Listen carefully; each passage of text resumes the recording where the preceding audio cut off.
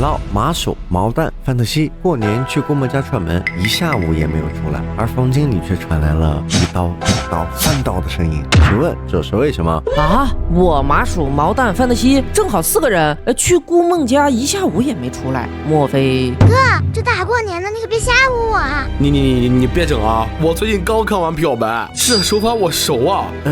请还原一下故事的真相。请问顾梦她还健在吗？还在。请问他是在家里，还是已经成了碎片通往远方？啊，这是什么意思啊？坏了，难不成顾梦已经……哎呀，顾梦没事儿，活得好好的，你一天都瞎猜什么？那请问1刀、2刀、3刀的声音是来自电视机吗？不是。那是来自厨房？不是。难道是卧室？是的。坏，顾梦还活着，但只能在厨房里传来这种声音，那只能说顾梦是帮凶。变成英雄碎片的不是顾梦，而另有其人。哎呀，我真服了，这大过年你们乱猜什么呢？这个汤里没人出事儿，都活着好好的。哦，那我就放心了。他们是在做饭吗？不是。在卧室的话，难道是修理家具？不是。那是不是在用剪刀剪东西啊？不是。不对，感觉哪里有问题，但好像又是说不上来的那种感觉。声音是刀发出来的吗？是的。既然是刀的话，我懂了，他们一定是在拍视频。不是。不行，猜不到了。这答案得是有多抽象？你最好有个合理的解释啊！哎，行吧，其实故事就是他们几个在完蛋的排队，1刀、2刀、3刀的声音是在练习咸鱼3刀。啊！我靠，这也行？画一画就过关，没有路自己画就行了。哎呦我蛋仔版的神笔马良嘛，这不是？就是这个通关率有点儿。进来后发现没有什么奇怪的地方，正当我准备开始给自己画一条通天大道的时候，什么情况？没墨水了啊？不是，哥们，你也没告诉我只有这一点墨水啊，总共加起来就10滴。我上次我擦屁股的纸都不止10啊！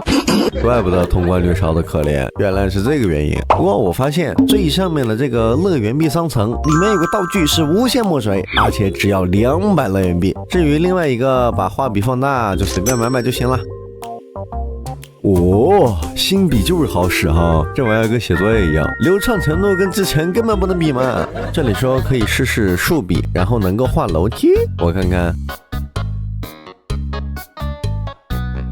哎呀，可以啊，不过竖笔的使用场景很受限，只能侧着视角用，而且一般只能近距离上台阶。到后面的话，我们还可以画出来弹板，这个还蛮好玩的。不过这个正常的横笔也有问题，有时候操作特麻烦，明明我点到了前面，它却没显示。有时候你想往近一点画吧，它就给你画远处；你一想往远处画吧，它就给你到近处。这就导致我画弹板都是嘿嘿，一坨一坨的啊，すごい。最后有惊无险过了弹板，这里获得了传送球。我原本以为是指哪打哪，结果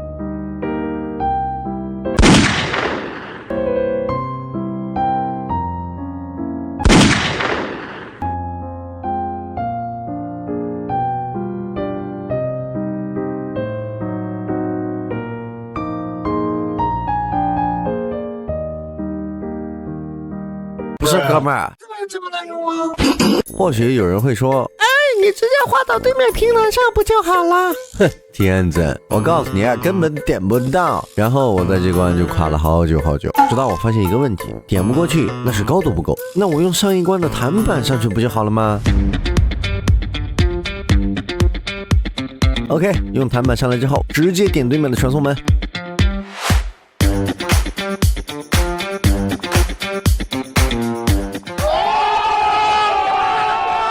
根本难不倒他。通关了上一关，我才发现上一关是有多简单，因为最后一关才是真正的噩梦。这关距离终点特别远，我估计作者就是想让我们在空中接力的时候传送门过去。但问题就是，当我空中过去一个传送门之后，根本没办法衔接第2个传送门啊！而且这关也没有上一关有弹板当道具垫高高，我都纳闷了，这玩意儿是人能过去的地图啊？就当我一直在摆烂，已经在想中午吃什么的时候。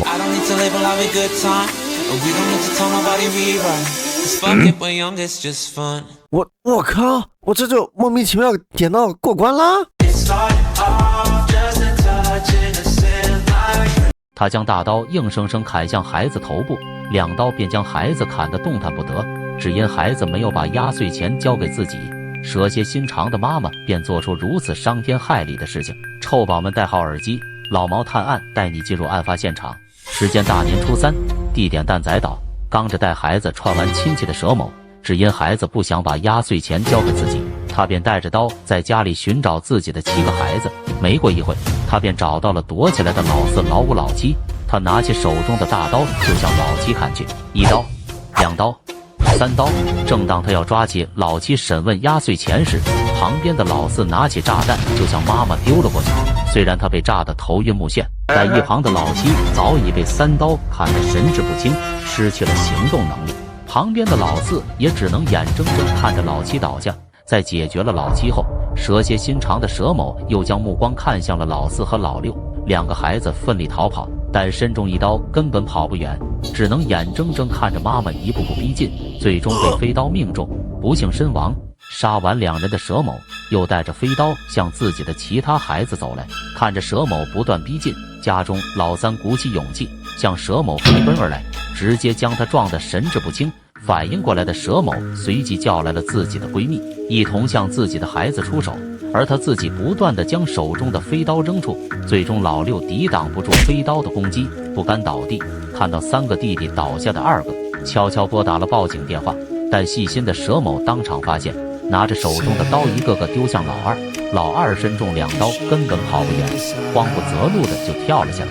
结果被赶来的佘某冲脑袋又是1刀，就这样，自己的7个孩子已经被他干掉了4个。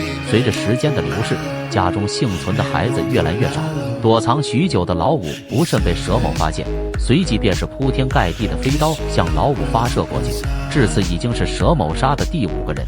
当你使用奶龙，在使用表情奸笑的时候，就会触发奶龙的隐藏动作，看着还算正常，对吧？但当我们把技能换上隐身，再走到其他蛋仔脸上的时候，你就会发现，不是抗议，这么恶心吗？不过拿来恶心蛋搭子好像还挺有意思的。在奶龙和蛋仔官宣之前，谁能想到新晋可爱顶流是和奶龙联动啊？而且你看他的出场动作语音，我是想过很糖，但也没想到这么糖啊！对，好的一点是他把奶龙这个不服气的动作也带到了蛋仔里，看着还挺有意思的。而且最近还新出了奶龙的爱币，这俩放一块我都不敢想象有多糖。OK， 现在我们的许愿币是92个，正好测试一下抽到奶龙保底需要多少钱。先来个3连抽。哎，这次的抽奖方式好像不太一样啊，是需要充能才能获得，好像是要到2000充能才能有皮肤宝箱，不过又好像暴击可以加速充呢。行，我看看92许愿币够不够。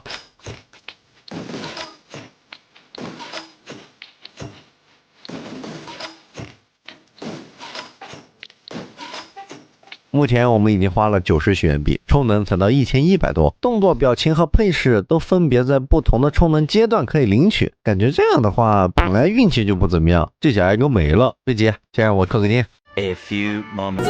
啊！看过哪吒的都有福了。他将大刀硬生生砍向妻子头部里，3刀便将妻子砍得血肉模糊了。见现场还有目击证人，他便抄起海鲜刀，一刀送上了西天。不解气的他，又把屠刀挥向旁边的吃瓜群众。臭宝们，戴好耳机，让我们进入案发现场。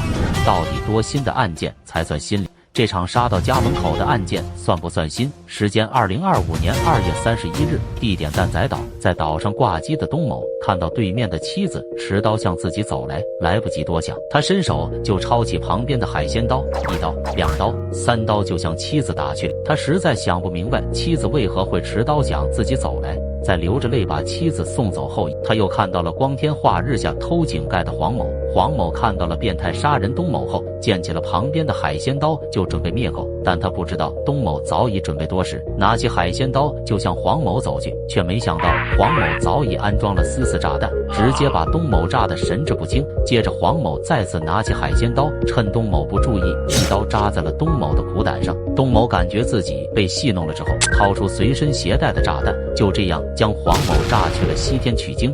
没歇一会的东某转头又发现了妻子的闺蜜，东某还没来得及解释，闺蜜就将炸弹扔在了东某脸上。这下东某彻底被激怒了，拿起旁边的井盖就往闺蜜脸上招呼过去，在井盖空掉后，又部署了4次炸弹将其引爆，最后再次拿起旁边的井盖，直接将闺蜜砸得头破血流。就这样，闺蜜靠着年轻的身体倒头就睡。接连发生了3起命案，彻底将东某的欲望激发了起来。刚打开手机，又看到了另一桩命案现场，东某立刻拨打的乌尔乌的电话。就在等待的时间中，被刚做完案的绿某发现，拿着炸弹就往东某脸上走来。东某知道自己已经等不到救援了，于是舍命与歹徒搏斗起来。现在双方都手拿海鲜刀进行对峙，谁也不敢轻举妄动。突然，东某看准时机，直接将手中珍藏多年的箱子丢到了绿某脸上。绿某被吓得神志不清，哪曾想东某直接加速就冲了过去，将被吓到的绿某推到了悬崖边缘，最终失足掉落悬崖。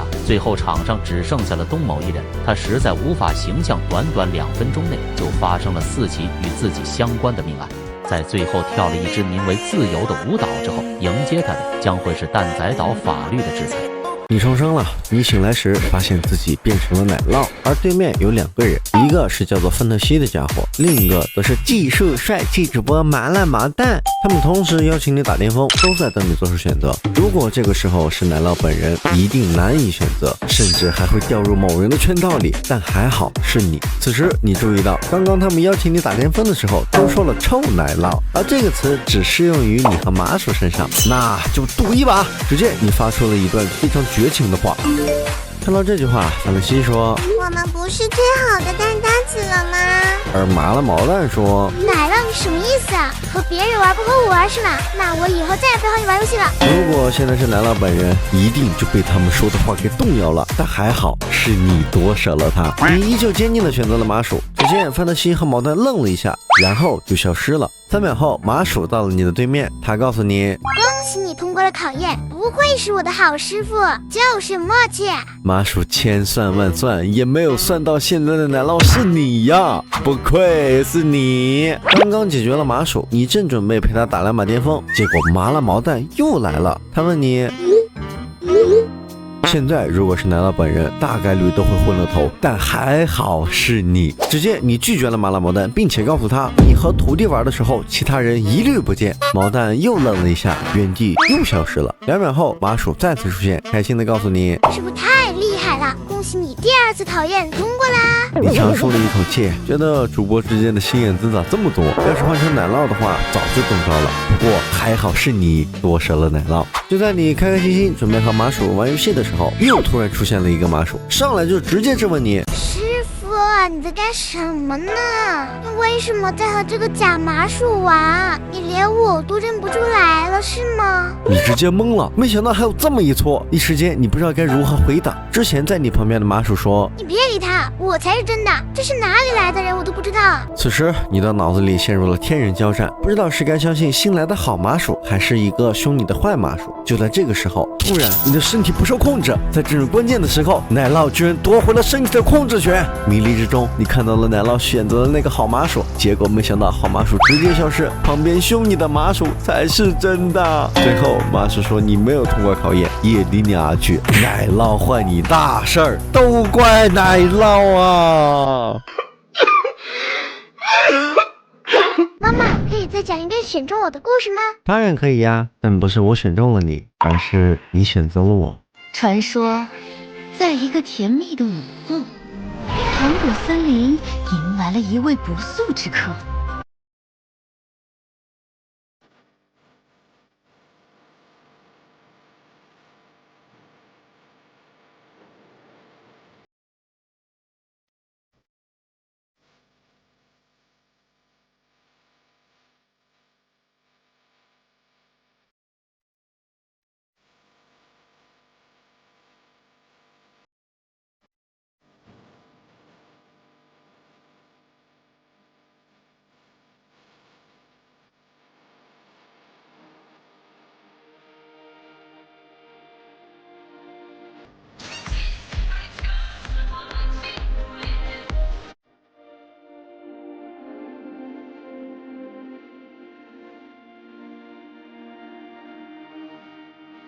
自从耀星离开后，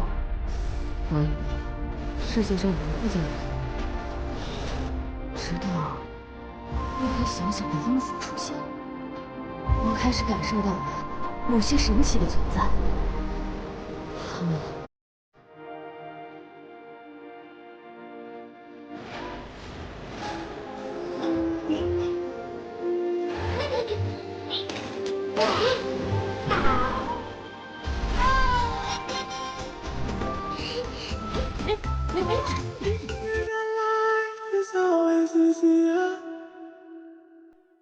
After you let yourself come undone, they say they'll give you whatever you want, and I'll be waiting in the shadow of the sun, seizing time where no one's been before. Close the curtains, what you're waiting for, and I'll be keeping the secrets till I'm in the ground.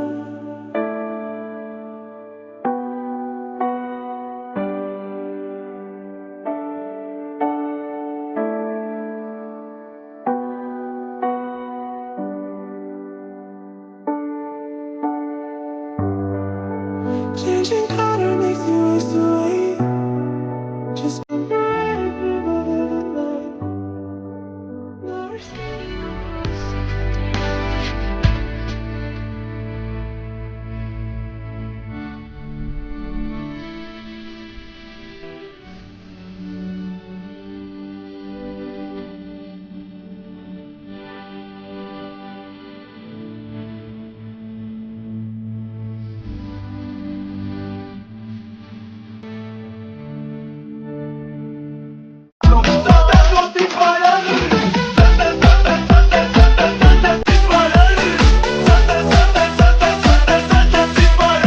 奶酪在大年初一的时候问麻薯要了一样东西，麻薯没给他，结果奶酪就嘎了麻薯。请问这个东西是什么？你好，你好，你好。不至于吧，哥们儿，我可不当要爆炸了呀！大年初一，我问麻薯要东西，不给，初二也不给。这次又没我事呀。是的，请问这个东西是什么？大年初一能要东西，那当然就是压岁钱了。不是哥们儿，你是我师傅，你问我要压岁钱，我还没问你要呢。不是，那不是压岁钱还能是什么呢？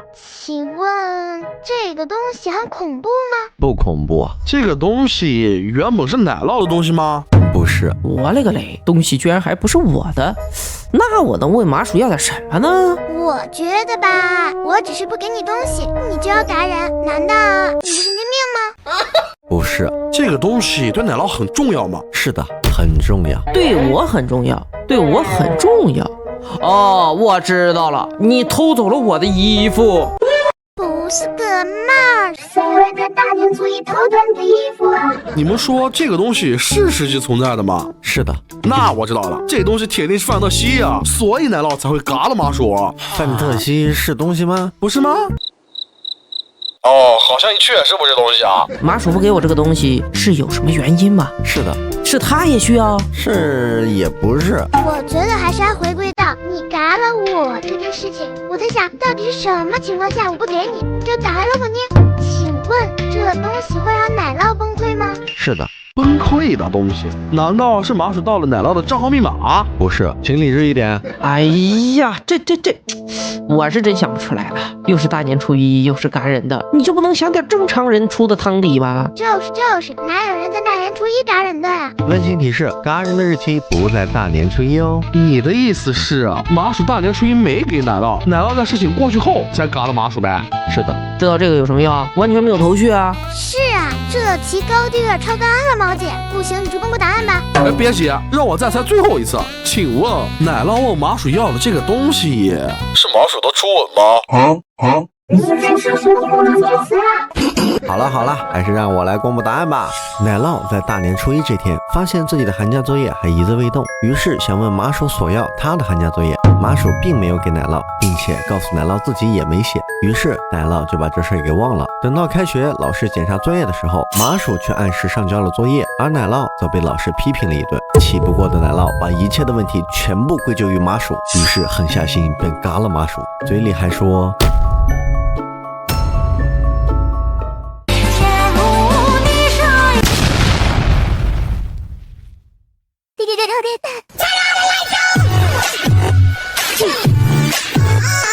这是呆呆杀的第5个人，虽然心里很愧疚，但他认为这些都是值得的。请问这是为什么？呆呆这么恐怖吗？这是他杀的第5个人，呆呆不会是个连环杀人犯吧？是的，我了个豆！一般这种题目的背景不是悲就是惨。请问呆呆杀的5个人都是坏人吗？不是。请问呆呆也是被逼无奈吗？是也不是。那如果呆呆不杀了他们，他们会杀了呆呆吗？会的。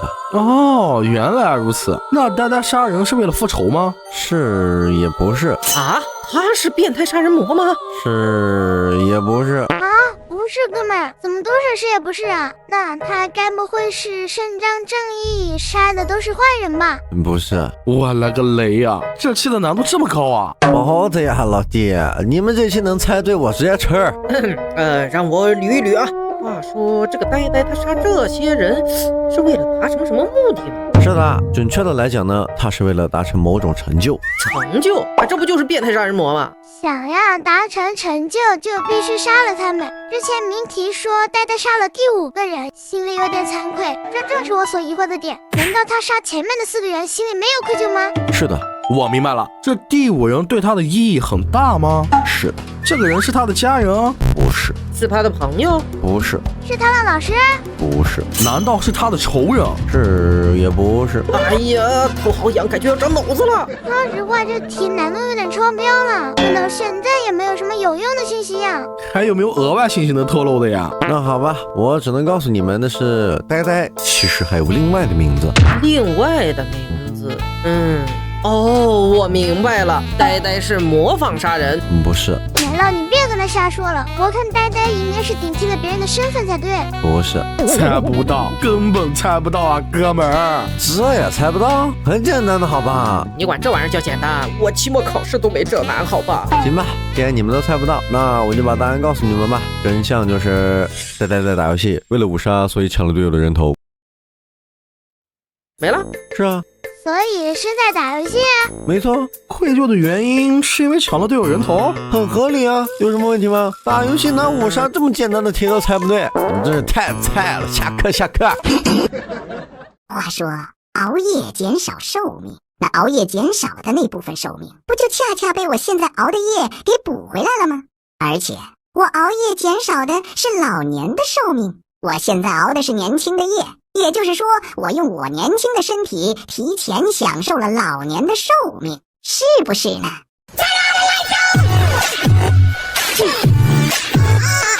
寒假作业是寒冷的假期写的，我现在传短袖不寒冷，写什么写？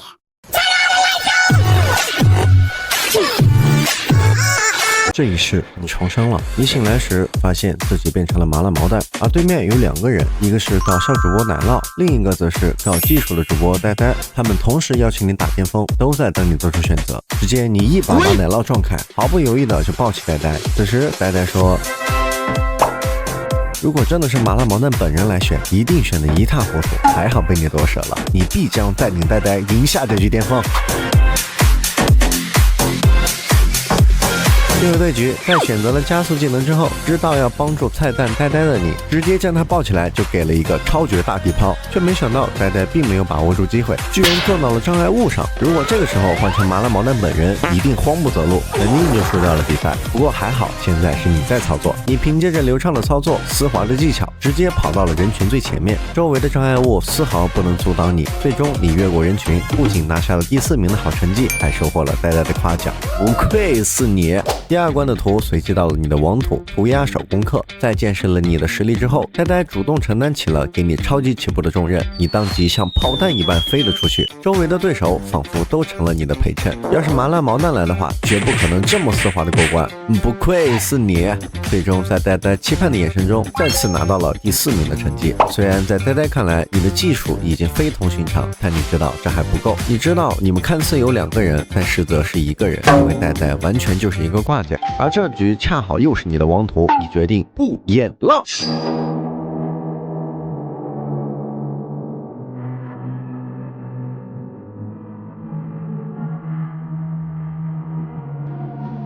终于到了最后一关，你担心呆呆会被人偷偷干掉，于是霸气的让他待在你的身后，将胜利的重担全部挑在了自己身上。这边你前脚闪现过去释放炸弹，将对手炸得神志不清，后脚旁边的呆呆就给你拉了坨大的。如果这事儿放在麻辣毛蛋身上，现在他已经慌不择路，失去了信心。但还好是你夺舍了他。但就在你下定决心要好好操作一番的时候，突然间你的身体不受控制，在这种关键的时候，麻辣毛蛋居然抢回了身体的控制权。迷离之中，你看到了麻辣毛蛋犯病闯入人群中央，最后被不明伤害炸飞出去，饮恨西北。麻辣毛蛋坏你大事儿，都怪麻辣毛蛋呐！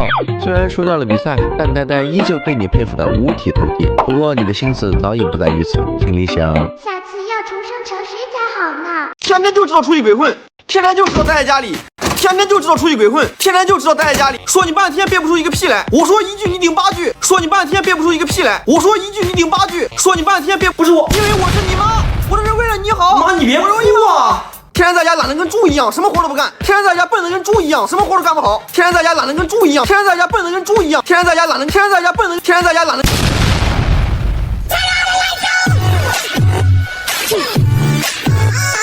冷知识：把寒假作业放在锅里蒸一下，就会变成暑假作业，就可以明年再写了。一般人我不告诉他。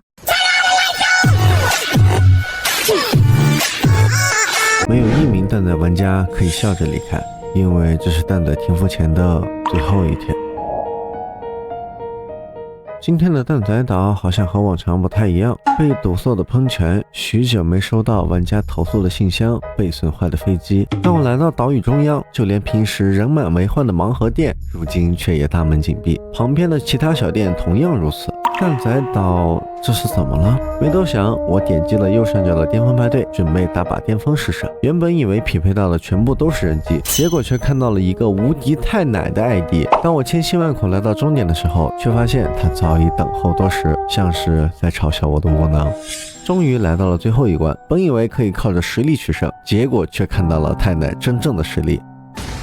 这里我意识到了彼此的差距，本以为无论如何也不能获胜，没想到在最后一刻，他却说以后再也没法玩蛋仔了，就把冠军让给了我。还没来得及问他为什么，系统却显示玩家数量过少，服务器异常。随着系统的崩溃，我们来到了一个陌生的场景，这里处处都躺着已经程序错乱的蛋仔，我的背后还出现了一个要回收蛋仔的机器人。我沉默不语，只知道一味的逃命。不知道是不是程序错乱的原因，在路上我碰到了很多过往赛季的地图，我看到了 S14 的寻光冰雪季，看到了 S9 的勇闯蛋仔岛，还有 S7 的成功入雪冰，进入野兽模式。当然还有那句传说，在一个甜蜜的午后，唐古森林迎来了一位不速之客。看着不断涌入脑海的回忆，我的眼睛里闪烁着点点尾花，最终还是逃离了回收机器人的魔掌，成功回到了蛋仔岛。但我却惊恐地发现，蛋仔岛正在慢慢消失。一直到最后的我还相信你，才明白这一切都只是曾经。我的心陪着你把自己放。我试着用手抓住岛上的一切，却发现什么也抓不动，只能无助地看着蛋仔岛慢慢消失。到这里我才意识到蛋仔岛消失了，原来这是蛋仔停服前的最后一天。新年好呀！对了，趁着打电话的机会，有句话一直想跟你说，我想跟你说，谢谢你，过去5年你一直都在好好陪我玩，我知道的，外面世界很吵闹，偶尔也会被说幼稚，但是你还是会来蛋仔岛见我。我觉得这个我第一次见面的地方，你也一定在见我而努力吧，对不对？好了，安迪，挂了，安迪。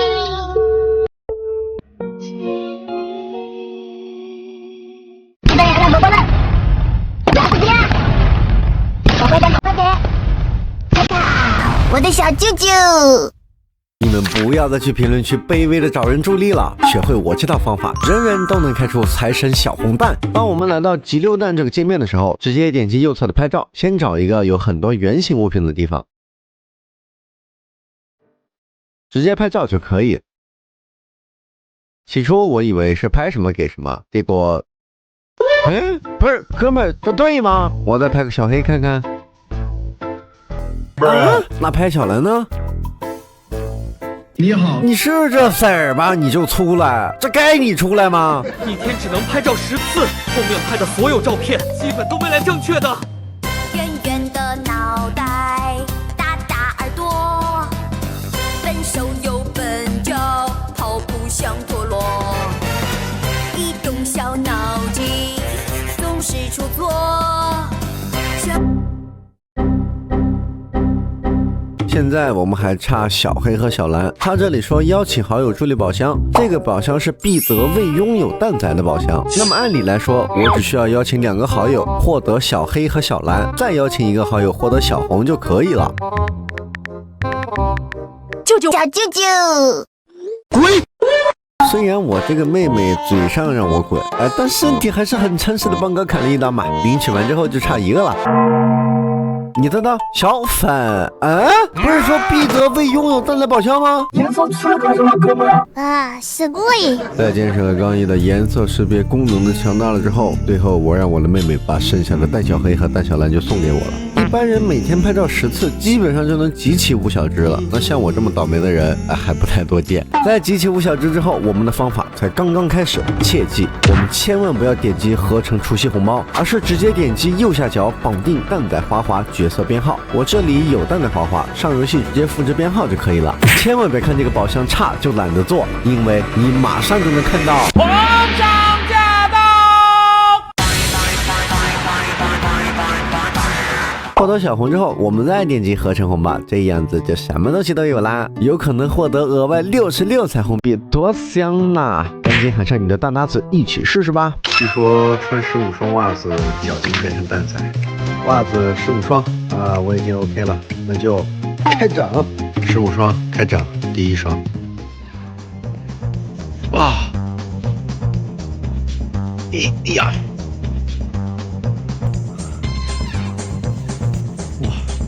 我了个雷！我了个雷！我了个雷！我了个雷！哎呀，感觉已经掏不下去了，这是第几双了？第8双了。开始挑战的时候也没人告诉我这么痛啊！哎呀，第9双，看看像不像 ？OK， 再来。第10双啊，不是，这是第9双，这是第10双。哎。第10双，哇，黑袜子套完了，我现在感觉我的脚邦邦硬，看，哎，好，第11双套白的了，我靠，哎呀啊，我了个雷，哦，脚好痛啊，裹小脚，啊，第12双，哦，现在觉得我脚好痛啊。第13双，哎呀，第14双，我靠，脚好痛。第15双 ，OK， 啊，拿下了，兄弟们。啊，现在我的脚是这个样子，怎么样？有没有像蛋仔的脚？我正常的脚是这样，我现在的脚邦硬，摸上都没感觉，就是有点痛，裹小脚的样子。说实话，小拇指特别难受，就跟打了石膏一样痛，但确实有那么一点像了，尤其是动起来的时候。家人们谁懂啊？家人们，15双袜子的挑战。啥？给你买个袜子让你这样穿的。我挑战，做挑战。